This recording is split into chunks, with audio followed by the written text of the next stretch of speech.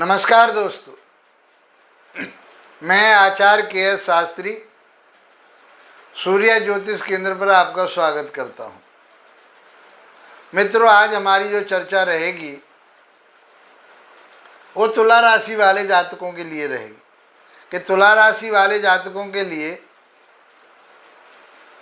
सितंबर 2026 का महीना कैसा रहेगा, स्वास्थ्य आपका कैसा रहेगा, शिक्षा ज्ञान विवेक आपका कैसा रहेगा, लव रिलेशन कैसे रहेंगे, शेयर मार्केट में आप कितना कमाएंगे, संतान आपका कितना साथ देगी, आपकी संतान कितनी उन्नति करेगी, दाम्पत्य जीवन कैसा रहेगा, पार्टनरशिप में आप कितना कमा पाएंगे उनके माध्यम से, भाग्य कितना साथ देगा, कैरियर में क्या बदलाव होगा, कितना कमा पाएंगे व्यापार बिजनेस में, वो मैं आपके लिए बताने वाला हूँ।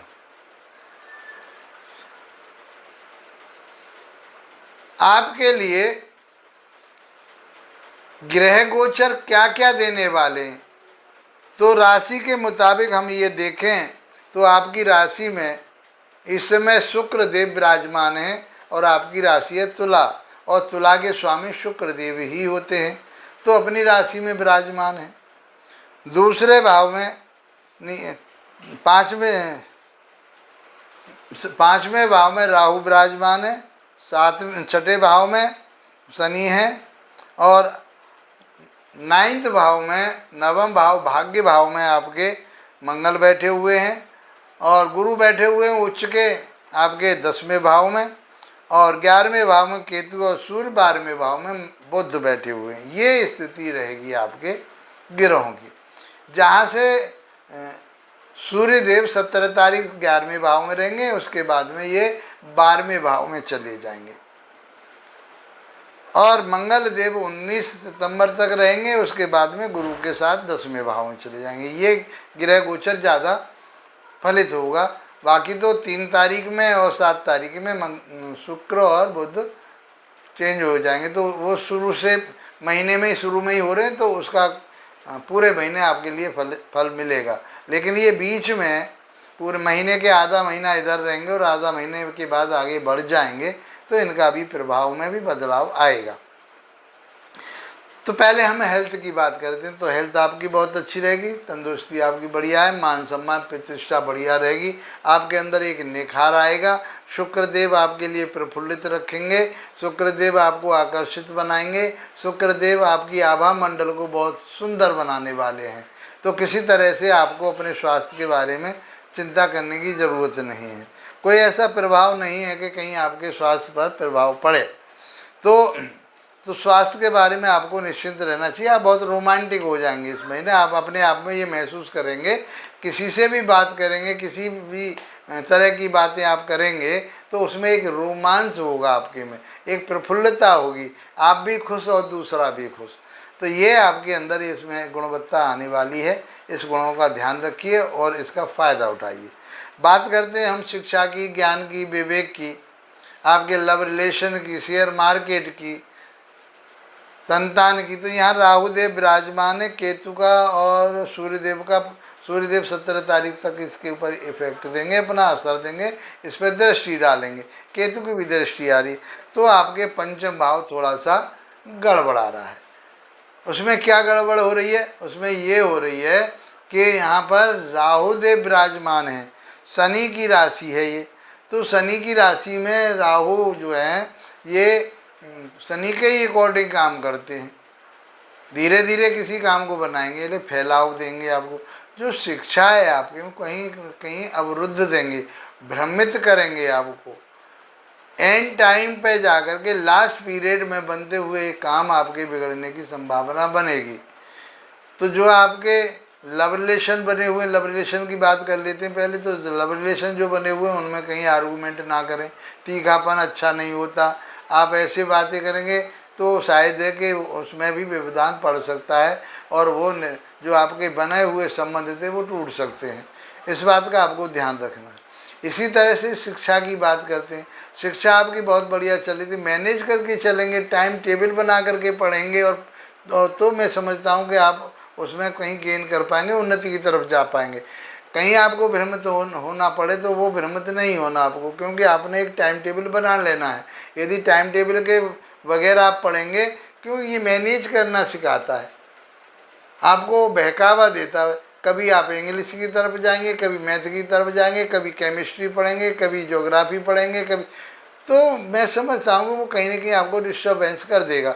इसलिए आपका काम क्या है कि ये एक उपाय ही मान लीजिए, या मेरी समझ मान लीजिए आप इस बात को, क्योंकि मैं एक इस लाइन का रहा हूँ, अध्यापक रहा हूँ, तो इसलिए मैं बता रहा हूँ, जब तक आप एक टाइम टेबल नहीं बनाएंगे तब तक आप कामयाब नहीं हो। राहु डिस्टर्ब करेगा आपको, तो आपकी शिक्षा उन्नति की तरक्की की तरफ को जाएगी। इस बात का ध्यान रखना है आपको। लव रिलेशन में गड़बड़ हो सकती है। शेयर मार्केट में पैसा ना लगाएं। शेयर मार्केट में पैसा लगाएंगे तो आपके, और सोच समझ के लगाएं, फिर लगाना ही है आपको, कहीं पैसा इन्वेस्ट करना है, पहले तो ना लगाएं तो अच्छी बात है। क्योंकि शनि देव अष्टम भाव, छठे भाव में गए हुए हैं। छठा भाव अच्छा नहीं होता, शत्रुओं का, ऋण का, कर्जे का। तो इस पीरियड में आप किसी को कर्जा भी ना दें, किसी से कर्जा लें नहीं, तो दिक्कत आ जाएगी आपको। तो इसलिए आपको अपने पैसे पर नियंत्रण रखना है और सोच समझ कर पैसा कहीं इन्वेस्टमेंट करना है। तो ये पांचवा भाव आपका थोड़ा वीक नज़र मुझको आ रहा है। अब बात करते हैं हम आपके सप्तम भाव की, आपके दाम्पत्य जीवन की, आपके पार्टनरशिप की। तो यहाँ के स्वामी कौन है? यहाँ के स्वामी हैं मंगलदेव, और मंगलदेव बैठे भाग्य स्थान में। फिर वो पहुँच जाएंगे गुरु के साथ में चौथे भाव, 10वें भाव में, चौथी राशि में गुरु मंगल जो है नीच के हो जाते हैं, लेकिन गुरु उच्च के चल रहे हैं तो वो बुरा प्रभाव नहीं देंगे। अब इनको मित्रता के आधार पर लेके चलिए आप, तो भाग्य आपका साथ देगा। इधर आपका जो है दाम्पत्य जीवन बहुत बढ़िया रहेगा, पार्टनरशिप बहुत बढ़िया रहेगी, उनके माध्यम से आप तरक्की उन्नति कर पाएंगे। आपका व्यापार बिजनेस बहुत अच्छा चलेगा, कोई परेशानी नहीं है उसमें।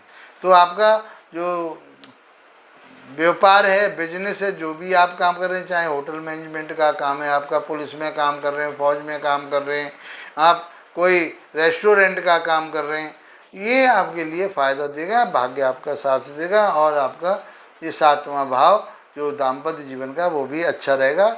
आप पति और पत्नी दोनों में तालमेल बना रहेगा, कोई ऐसी दिक्कत नहीं आ रही, क्योंकि शुक्र की दृष्टि रहेगी। आप रोमांटिक रहेंगे, प्रफुल्लित रहेंगे, एक दूसरे की बातों को समझेंगे, एक दूसरे से हंसी खुशी के माहौल में जिएंगे।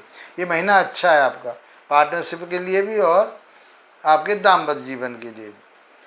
अब बात करते हैं भाग्य की। भाग्य के स्वामी है बुधदेव। बुधदेव 12वें भाव में है। 12वां भाव आपका काय का होता है? 12वां भाव होता है आपका विदेश का। 12वां भाव होता है कोर्ट कचहरी थाना दरबार का, हॉस्पिटल का। तो आपका भाग्य उदय होगा।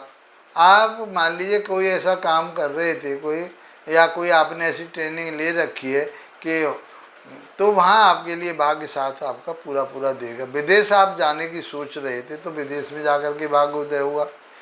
आप किसी दोस्त के, मित्र के लिए भी आप हॉस्पिटल जा सकते हैं, कोई परेशानी नहीं। आपके स्वास्थ्य पर कोई परेशानी नहीं आ रही, ऐसी दिक्कत नहीं। आप दूसरों की मदद के लिए आप हॉस्पिटल जा सकते हैं, दूसरों की मदद के लिए आप कहीं कोर्ट कचहरी थाना दरबार में भी आप जा सकते हैं। कोई थाने का कोई काम पड़ जाता किसी के साथ, तो जा सकते हैं, जाइए, कोई परेशानी नहीं। क्योंकि आपकी बुद्धि, विवेक, ज्ञान से आप काम लेंगे। आप वकालत के, मान लीजिए वकील हैं, तो आपको जाना पड़ेगा वहाँ। आप ऐसा प्रोफेशन करते हैं, आप कोई ऐसा कंसल्टेंसी का काम करते हैं, आप किसी संस्था से ऐसे से जुड़े हुए हैं, एनजीओ टाइप की कोई संस्था है कोई, तो आपको इन सारी चीज़ों पर विचार करना पड़ेगा। और आप उन चीज़ों से, मैंने ये नहीं कहा कि वहाँ हॉस्पिटल में जाएंगे तो आप बीमार होके जाएंगे, आप किसी की मदद करने के लिए जाएंगे। तो आपका भाग्य आपका साथ देता है। मंगल यहाँ बैठे हुए हैं, आपके अंदर एक हिम्मत, पराक्रम, ताकत मजबूत बढ़िया बना रहेगा। तो इम्यूनिटी सिस्टम भी बढ़िया, और आपके अंदर एक पराक्रम, हिम्मत की भावना बनी रहेगी।